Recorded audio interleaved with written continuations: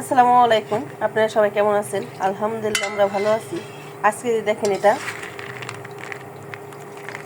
এই যে হাতের কাটা সেমাই পিঠা বলে, এই যে সেমাই পিঠা, আবার কেউ বলে চুই ঝাল বলে।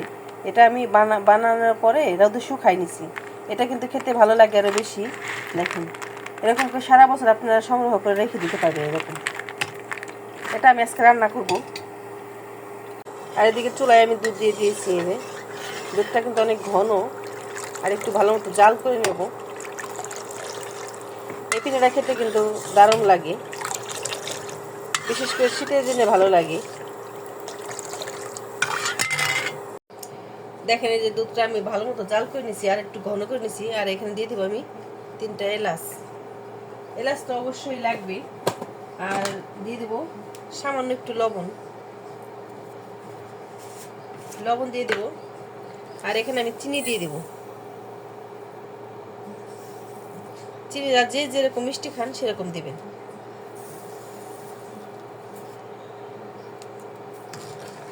চিনিটা দিয়ে আমি আর একটু ভালো করে জাল করে নেবো। আর এই পিঠাটা কিন্তু খেতে ভালো লাগে।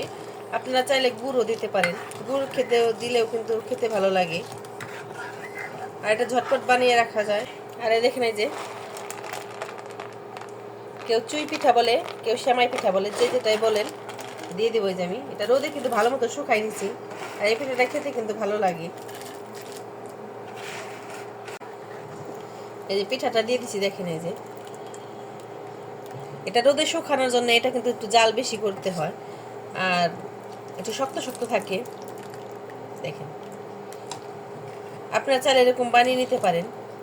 আর একবার বানিয়ে নিলে সারা বছর খেতে পারবেন। রোদে একটু শুকায় রাখবেন, যখন মন চাবে তখনই বানিয়ে খাবেন। দেখেন এই যে সেমাই রান্নাটা হয়ে গেছে। আর এরকম ঘনত্বই থাকবে, কারণ আরো ঘন হয়ে যাবে ঠান্ডা হয়ে গেলে। দেখেন এরকম খেতে ভালো লাগে। আর এটা কিন্তু ঘন হয়ে যাবে ঠান্ডা হলে আর একটু ঘন হয়ে যাবে। আর একটু সবসময় পাতলা পাতলা রাখতে হয়। অনেকে আছে বেশি ঘন পছন্দ করে, কিন্তু অত ঘন খেতে ভালো লাগে না। দেখেন এই যে আমার রান্নাটা শেষ, ফাইনাল লুক। আর এটা খেতে কিন্তু দারুণ লাগে। আর এইভাবে আপনারা বানিয়ে রেখে দিতে পারেন। আর আমাদের ভিডিওটি একটু ভালো লাগলে লাইক এবং শেয়ার করে দিবেন। আর আমাদের চ্যানেলটাকে সাবস্ক্রাইব করে দিবেন। আপনারা ভালো থাকবেন, সুস্থ থাকবেন। আল্লাহ হাফেজ।